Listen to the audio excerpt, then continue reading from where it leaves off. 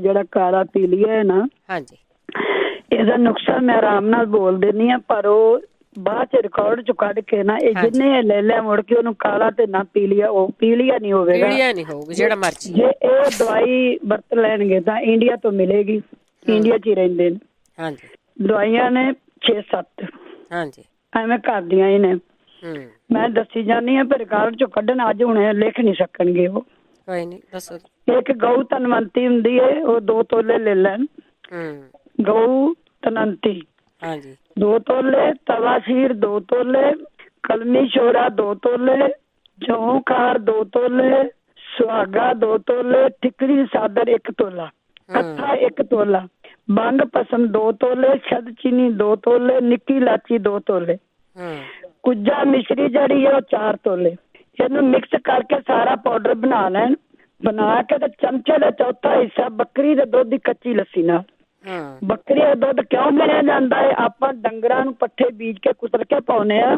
ਜਿਹੜੀ ਬੱਕਰੀ ਹੈ ਸੜਕਾਂ ਤੇ ਬੰਨਿਆਂ ਤੇ ਚੁਗਦੀ ਹੈ, ਕਈ ਬੂਟੀਆਂ ਐਸੀਆਂ ਨੇ ਜਿਹੜੀਆਂ ਆਪਣੀਆਂ ਦਵਾਈ ਚ ਪੈਂਦੀਆਂ ਨੇ, ਇਸ ਕਰਕੇ ਇਹਦਾ ਦੁੱਧ ਜਿਹੜਾ ਹੈ ਨਾ ਉਹ ਆਪਣੇ ਮੈਡੀਸਨ ਚ ਗਿਣਿਆ ਜਾਂਦਾ ਹੈ। ਅੱਛਾ ਜੀ, ਜਿੰਨਾ ਕਿਹਾ ਸੀ ਧੜਕਣ ਹੈ, ਮੈਂ ਕਿੰਨੀ ਵਾਰੀ ਦੱਸ ਚੁੱਕੀ, ਜੇ ਲਿਖਿਆ ਹੋਵੇ ਤੇ ਬੰਦਾ ਵੇਖ। ਇੱਕ ਤਾਂ ਗਲੋ ਦਾ ਪਾਊਡਰ ਜਿਹੜਾ ਅੱਧਾ ਚੁਟਕੀ ਕਾਲੀ ਮਿਰਚ ਪਾ ਕੇ ਨਾ ਮੂਲੀ ਦਾ ਜੂਸ ਚ ਪੀਣ ਨਿਰਨੇ ਕਾਲ ਜੀ। ਇੱਕ ਔਲਾ ਪਾਊਡਰ 1 ਚਮਚ, ਮਿਸ਼ਰੀ 1 ਚਮਚ, ਮੂਲੀ ਦਾ ਜੂਸ ਪਾ ਕੇ ਵੀ ਭੋਗ ਪੀ ਸਕਦੇ ਨੇ। ਔਲਾ ਪਾਊਡਰ ਤੇ ਮਿਸ਼ਰੀ ਪਾਊਡਰ ਬਣਾ ਲੈਣ ਜੀ। ਇਹ ਹਾਰਟ ਬੀਟ ਜਿਹੜੀ ਧੜਕਣ ਹੋਵੇ, ਸਾਹ ਚੜੇ, ਇਹਦੇ ਵਾਸਤੇ ਬਹੁਤ ਅੱਛਾ ਹੈ। ਇੱਕ ਉਹ ਨਾ ਪਪੀਤਾ ਲੈ ਲੈਣ, ਰਸਿਆ ਹੋਵੇ, 2 ਲੌਂਗ ਪੀਸ ਕੇ ਨਿਰਨੇ ਕਾਲ ਜੀ ਉਹ ਵੀ ਲੈਣ, ਤੇ ਗਲੋ ਦਾ ਪਾਊਡਰ ਅੱਧਾ ਚਮਚ ਚੁਟਕੀ ਕਾਲੀ ਮਿਰਚ ਪਾ ਕੇ ਉਹ ਵੀ ਲੈਣ।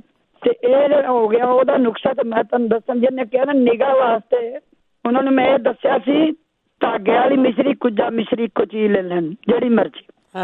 ਸੌਂਫ, ਮਿਸ਼ਰੀ, ਖਸਖਸ ਤੇ ਬਦਾਮ ਕੁੱਟ ਲੈਣ, ਤੇ ਰਾਤ ਨੂੰ 1 ਚਮਚਾ ਦੁੱਧ ਗਰਮ ਚ ਘੋਲ ਕੇ ਪੀ ਲੈਣ ਕਰਨ ਤੇ ਸੌਣ ਲੱਗਿਆ। ਤਲੀਆਂ ਨੂੰ ਸਰੋਂ ਦਾ ਤੇਲ ਮਾਰ ਕੇ ਚੰਗੀ ਤਰ੍ਹਾਂ ਚਾਸਣ, ਜਿਵੇਂ ਮਸਾਜ ਕਰੀਦਾ ਸੌਣ ਲੱਗਿਆ ਰਾਤ ਨੂੰ। ਜਿਹੜੀ ਵੱਡੀ ਉਂਗਲ ਦੇ ਨਾਲ ਵਾਲੀ ਰਿੰਗ ਵਾਲੀ ਉਂਗਲ ਬੋਲੀ ਜਾਂਦੀ, ਵੱਡੀ ਉਂਗਲ ਦੇ ਨਾਲ ਵਾਲੀ ਉਂਗਲ, ਉਹਨੂੰ ਤੇਲ ਚ ਡੋਬ ਕੇ 3-4 ਵਾਰੀ ਧੁੰਨੀ ਚ ਮਸਾਜ ਕਰੋ।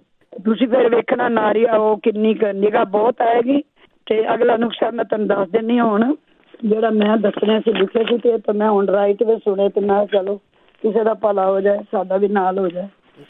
ਤੇ ਹੁਣ ਮੈਂ ਤੁਹਾਨੂੰ ਦੱਸਣ ਲੱਗੀ ਸਾਂ, ਜਦੋਂ ਕਹਿੰਦੇ ਨਾ ਮੱਥੇ ਤੇ ਸਾਡੇ ਉਹ ਹੁੰਦਾ ਹੈ, ਇੱਕ ਵਾਰ ਉਹਨੂੰ ਕਹੋ ਹੱਥ ਦੋਵੇਂ ਲਬੇੜ ਕੇ ਨਾ ਉਂਗਲਾਂ ਘਿਓ ਨਾਲ ਉਹਨੂੰ ਐਂ ਕਰਕੇ ਸਿੱਧਾ ਐਵੇਂ ਉਂਗਲਾਂ ਮਾਰੀ ਜਾਣ, ਮਸਾਜ ਕਰਕੇ ਵੇਖਣ ਇੱਕ ਵਾਰੀ।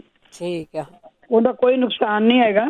ਤੇ ਬਾਕੀ ਮੈਂ ਤੁਹਾਨੂੰ ਹੁਣ ਦੱਸਣ ਇਹ ਲੱਗੀ ਸਾਂ, ਮੈਂ 2-3 ਨੁਕਸੇ ਮੇਰੇ ਕੋਲ ਸੀ, ਇਹ ਘਰ ਦੇ ਨੁਕਸੇ ਨੇ, ਇਹਨਾਂ ਦਾ ਕੋਈ ਸਾਈਡ ਇਫੈਕਟ ਤਾਂ ਹੈਗਾ ਨਹੀਂ।